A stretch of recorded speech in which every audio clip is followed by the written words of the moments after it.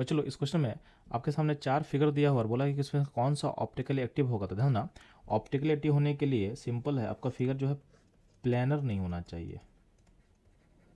बात समझे?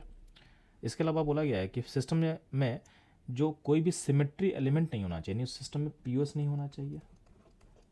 सीओएस यानी सेंटर ऑफ सिमेट्री, पीओएस का मतलब होता है प्लेन ऑफ सिमेट्री, ठीक है।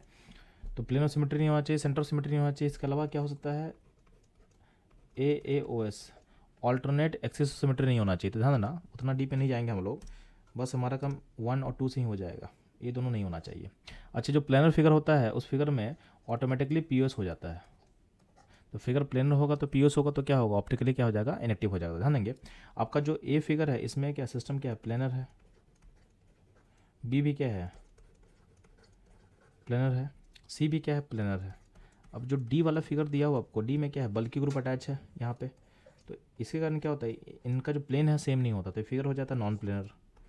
अब नॉन प्लेनर हो जाएगा फिगर, यानी एक रिंग का प्लेन और दूसरे रिंग का जो प्लेन है वो सेम नहीं होता है। एक रिंग का प्लेन अगर हॉरिजॉन्टल होगा तो दूसरे रिंग का प्लेन वर्टिकल हो जाता है। यहाँ ड्रॉ करना मुश्किल है, लेकिन याद रखना है कि ये रिंग वर्टिकल में होगा और ये रिंग हॉरिजॉन्टल में होगा।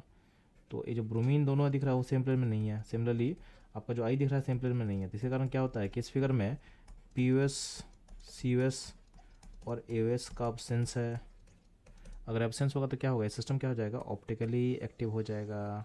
तो ऑप्शन डी जो होगा करेक्ट आंसर होगा इस क्वेश्चन का। तो बच्चों ये था इस क्वेश्चन का कॉन्सेप्चुअल एनालिसिस। इस तरह के कॉन्सेप्चुअल एनालिसिस के लिए हमारे साथ बने रहें। मिलते हैं हम लोग नेक्स्ट क्वेश्चन में।